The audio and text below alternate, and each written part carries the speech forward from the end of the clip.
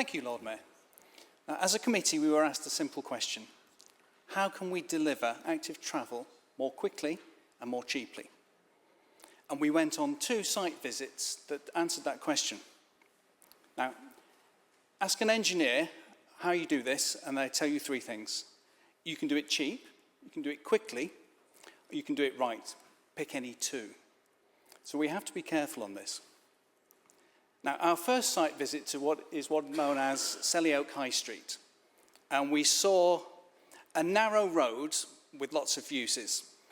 Bus lane, cycle lane, footpaths, car parking, and the road itself. And there's not enough space to fit everything in. So what the council did was try and squeeze in a cycle lane that was slightly too narrow, that went around trees and around obstacles. It took an awful lot of time negotiating with the government for permission to do it. The second scheme we saw was the A38 scheme that went up through Edgbaston. It's a superb cycle lane. So good that people across the country come to look at it for inspiration for their own councils.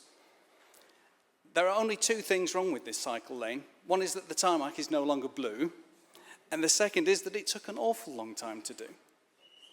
And it's partly because it's such a good scheme.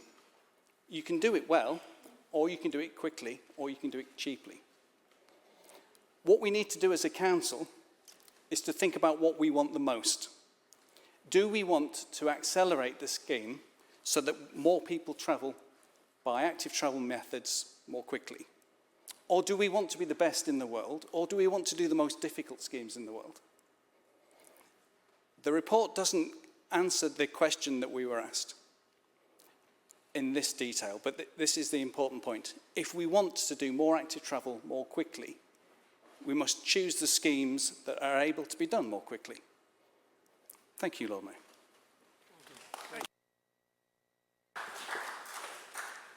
Councillor Majid Mahmood.